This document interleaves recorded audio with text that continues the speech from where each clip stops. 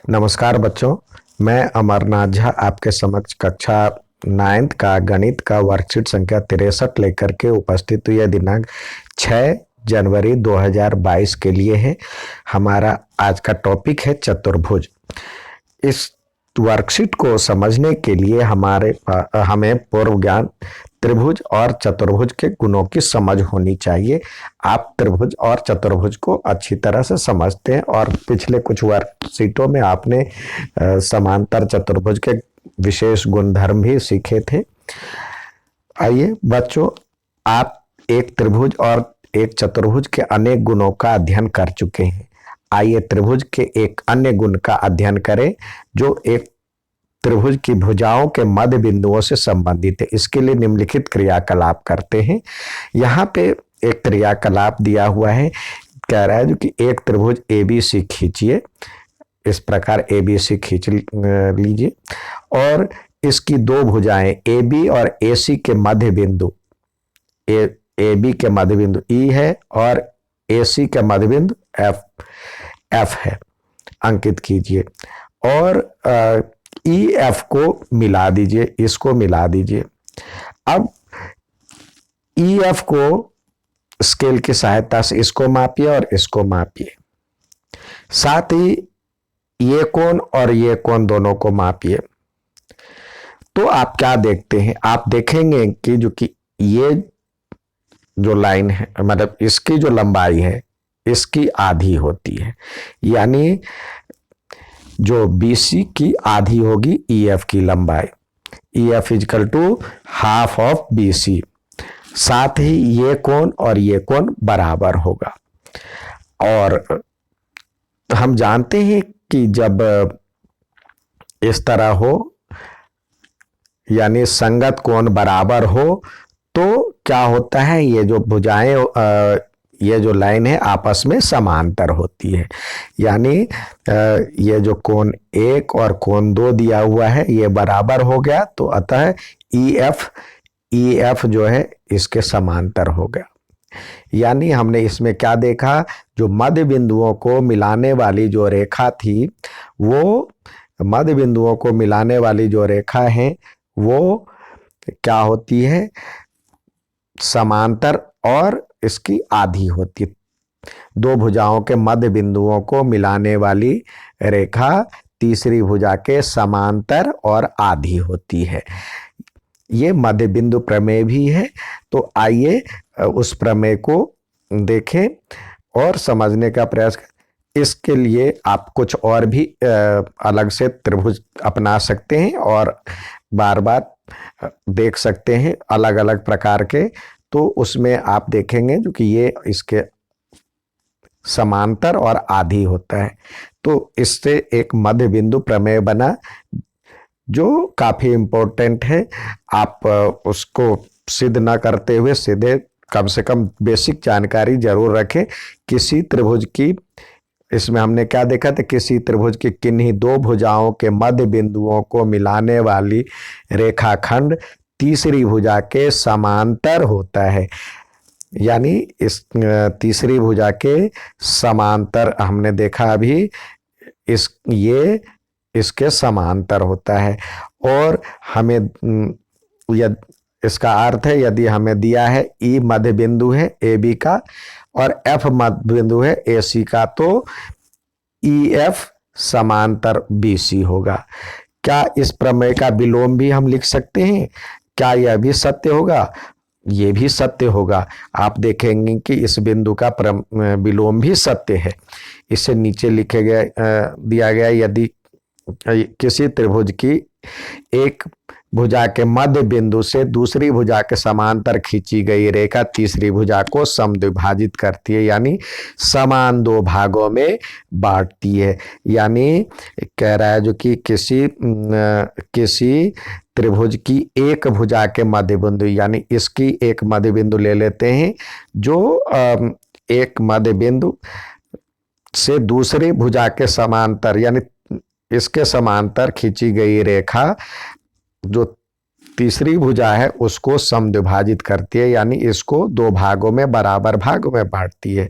यानी यदि ई मध्य बिंदु है, यहाँ पे ई मध्य बिंदु है और ए बी का, तो ई एफ और बी सी समांतर है, तो एफ मध्य बिंदु ए सी का होगा।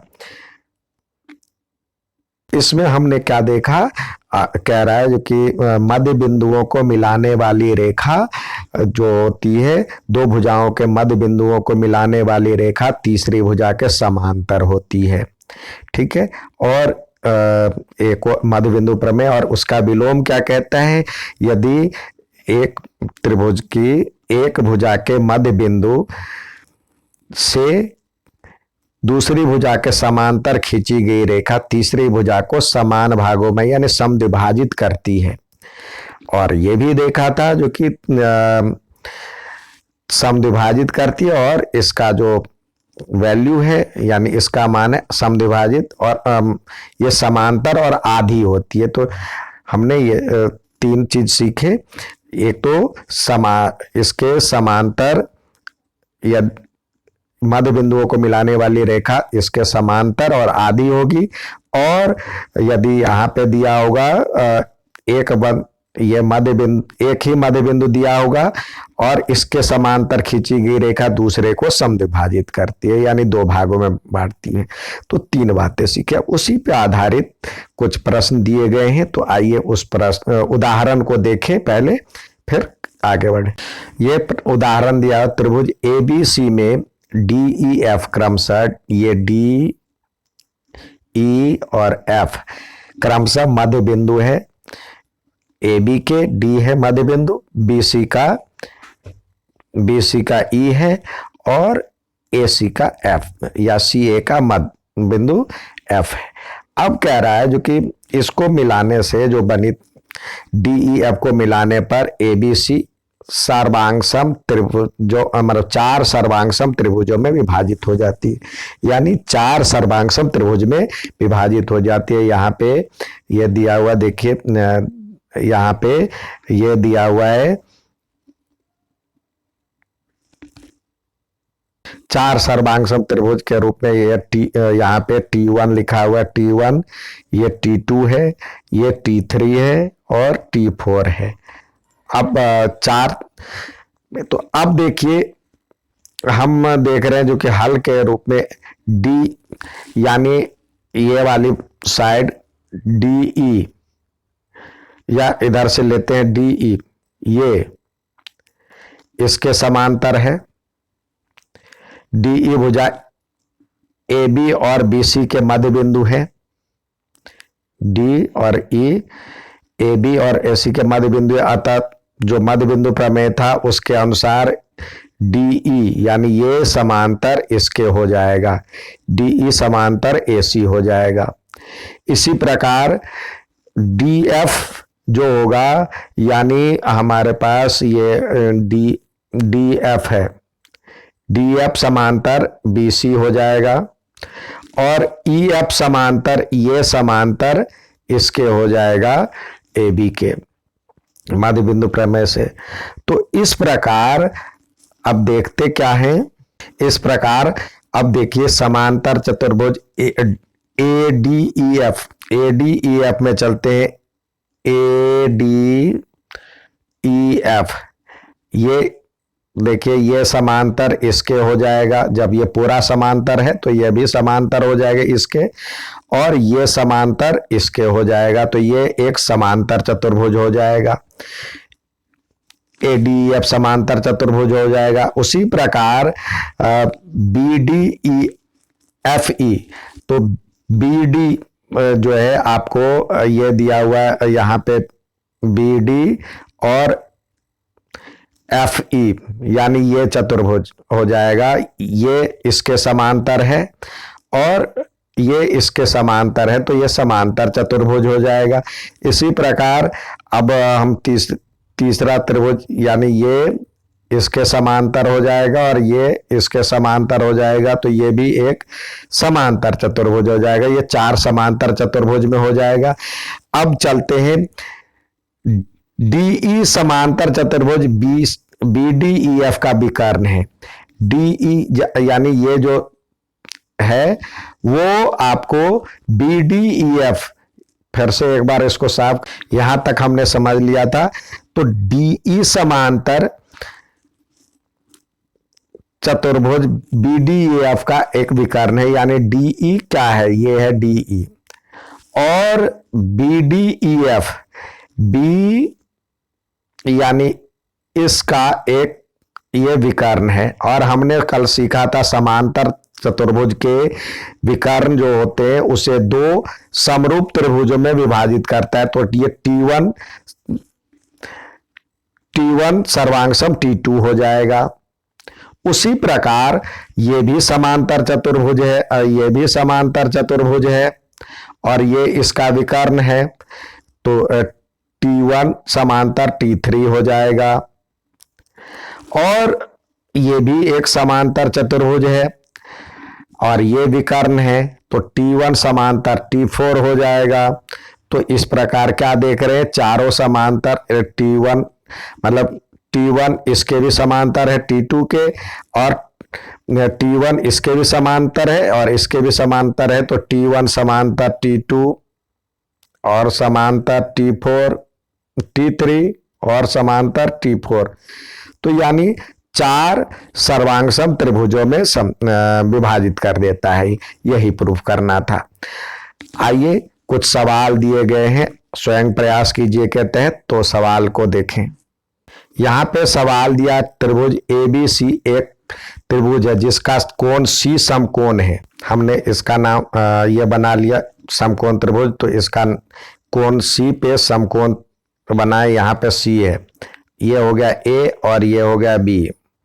अब कह रहा है कर्ण AB के मध्य बिंदु, ये M है, इसका मध्य बिंदु है। मध्य बिंदु से होकर BC के समांतर, यानी BC के समांतर एक रेखा खींची जाती है जो इसको D पे प्रतिच्छेद करती है। तो दर्शाइए कि D AC का मध्य बिंदु है। तो हमने देखा था, जो कि यहाँ पे दिया हुआ है, यहाँ पे दिया हुआ है जो कि M जो है AB का मध्य बिंदु है, AB का मध्य बिंदु है। और BC समांतर है, BC जो समांतर है DM, ये भी दिया हुआ है, ये समांतर है DM। तो हमने क्या देखा था, मध्य बिंदु के विलोम से जो इसके मध्य बिंदु से किसी भुजा के समांतर खींची गई रेखा तीसरे भुजा को समद्विभाजित करती है। तो क्या हो जाएगा, AD इक्वल टू CD। तो यानी D जो होगा, बिंदु D यहां पे लिखे, बिंदु D AC को समद्विभाजित करता है, या AC का मध्य बिंदु है। तो यही हमारा पहला था। अब कह रहा है MD जो होगा AC पर लंब होगा। अब ये समांतर हो गया, तो ये 90 डिग्री है, तो ये संगत कोण से ये भी 90 डिग्री हो जाएगा, क्योंकि दूसरा है BC समांतर है DM के। तो यहाँ पे लिखे कोण C इक्वल टू एंगल, कोण C का नाम दे दे, कोण जहां पे एंगल बन रहा है, angle ACB equal to angle ADM। कौन से यहाँ पे ADM है, यहाँ पे लिखे संगत कोण से। तो इसका मतलब ये 90 डिग्री हो जाएगा, और 90 डिग्री का मतलब लंब है, यानी MD जो होगा ये लंब हो जाएगा। तो MD लंब हो जाएगा AC पर। ये दूसरा भी प्रूव्ड हो गया। तीसरा पार्ट है CM बराबर में MA बराबर में ½ A/2। CM यानी सी एम। अगला पार्ट दिया हुआ है C M is equal to M A बराबर में हाफ ए बाई टू। तो देखिए पहले सी एम के लिए यहां पे सी एम इसको मिलाइए। अब इसको कॉन्ग्रुएंट पहले प्रूव करिए। त्रिभुज, अब चलते हैं त्रिभुज ए डी एम तथा त्रिभुज ये सी डी एम में, सी डी एम में। तो यहां पे क्या देखते हैं, A D is equal to C D है, A D is equal to C D है क्योंकि डी ए डी का ये ए डी का मध्य बिंदु सॉरी ए सी का मध्य बिंदु डी है, ए सी का मध्य बिंदु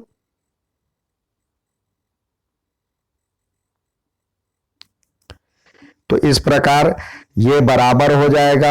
साथ ही ये कोण 90 है तो ये भी 90 हो जाएगा। तो यहां पे लिखे triangle sorry angle A D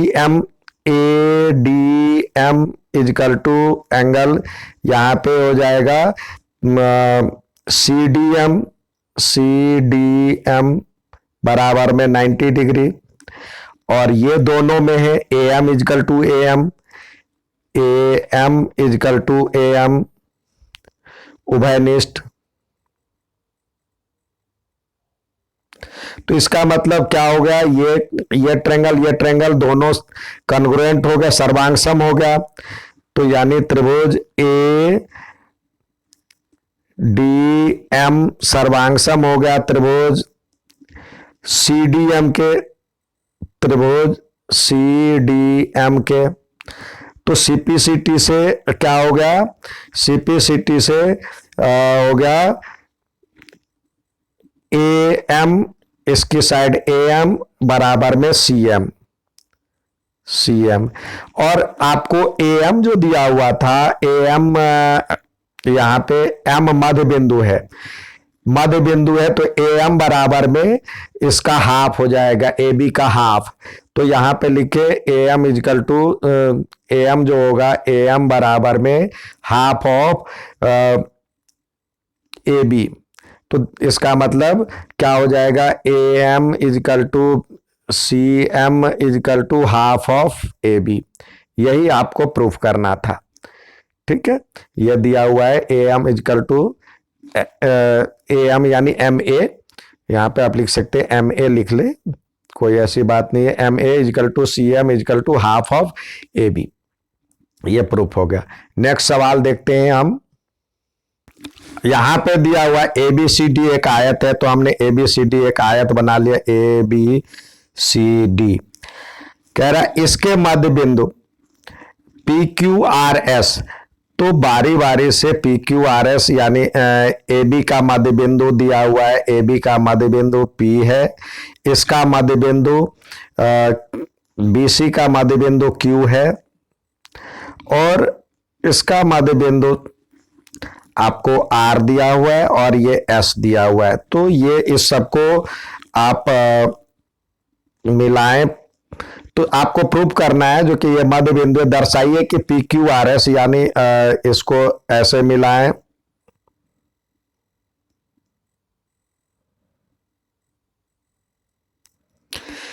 P Q R S एक समांतर समचतुर्भुज है, यानी सारी भुजाएं बराबर है, ये सिद्ध करना है।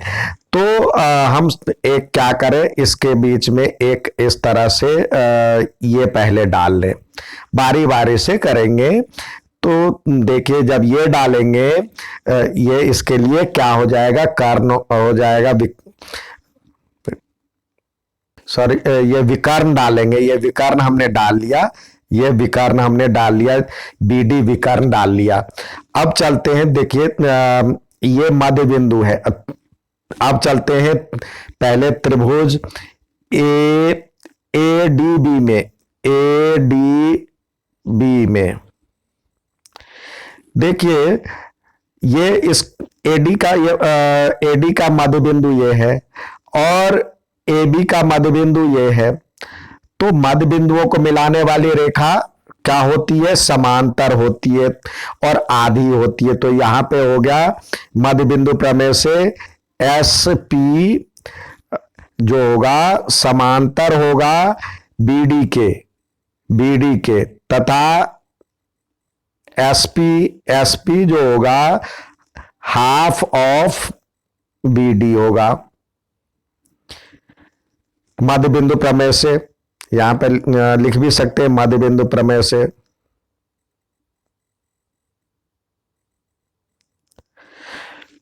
अब इसी प्रकार हम इस ट्रायंगल में चलेंगे, इस ट्रायंगल में तो वहां पे क्या हो जाएगा, आर एस सॉरी इधर वाले में हो जाएगा are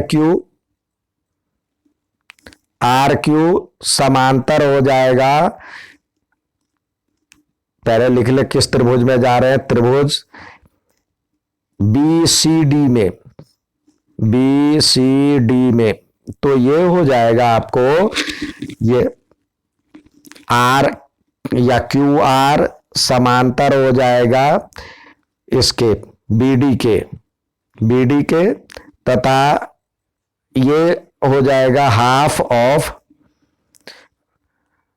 Q R is equal to half of ये B C, half of B D. तो इस प्रकार हम दोनों को मिलाते हैं तो हमारे पास हो जाएगा ट्रायंगल ए बी सी।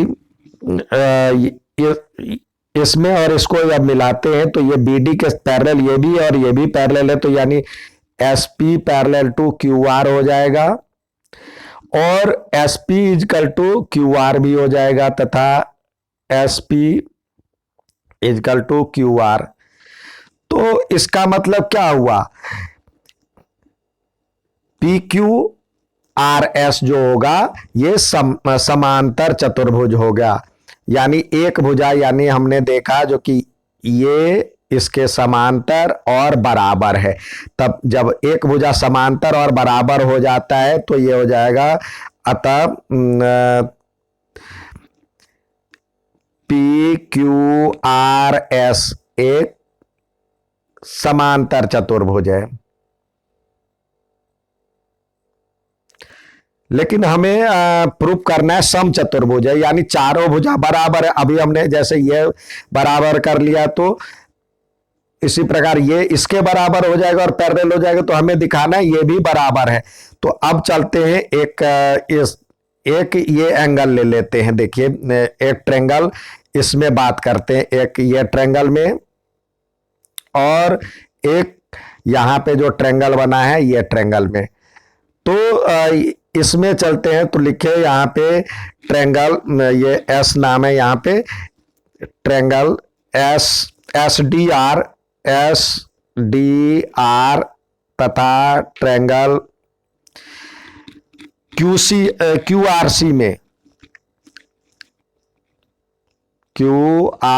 सी में देखिए, जब ये रेक्टेंगल है तो ये और ये बराबर है और इसका मध्य बिंदु ये है, तो यहां पे लिखेंगे इधर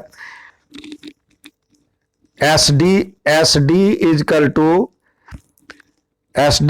टू हाफ ऑफ एडी होगा और एडी किसके बराबर में है, बीसी के बराबर में, तो हाफ ऑफ बीसी हो जाएगा और बीसी का हाफ क्या है, ये क्यूसी है, हाफ ऑफ क्यूसी। तो यानी S D is equal to QC हो गया और ये एंगल 90 डिग्री है, तो यहां पे लिखे angle S D R is equal to angle Q R सी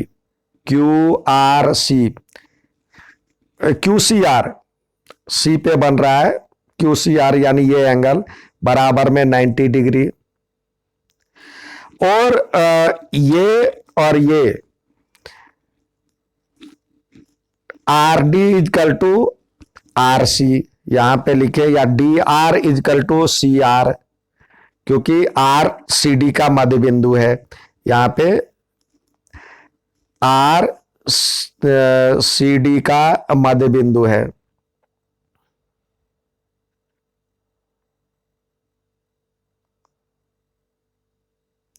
तो इस प्रकार क्या हो जाएगा, दोनों ट्रायंगल कन्ग्रुएंट हो जाएगा, यानी दोनों ट्रायंगल जो है आपका ये ट्रायंगल है, ट्रायंगल एस डी आर जो होगा कन्ग्रुएंट हो जाएगा ट्रायंगल क्यू सी आर के। कैसे? साइड एंगल साइड और साइड एंगल साइड से। तो यहां लिखे SAS से, SAS नियम से, रूल से। तो CPCT से क्या हो जाएगा, ये इसकी साइड यानी SR बराबर में RQ, तो SR इजकल टू RQ। और ये समांतर चतुर्भुज था तो आमने सामने की भुजा बराबर थी, यानी SR जो था, SR इसके बराबर होता, SR तो PQ के बराबर होता, हमने ये बना दिया ये इसके बराबर है और ये इसके बराबर होगा, तो यानी चारों भुजा बराबर होगा।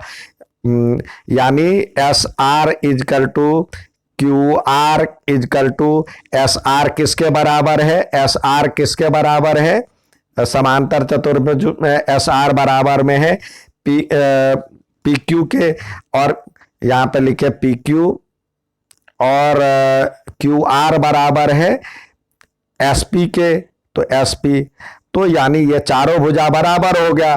तो अतः PQRS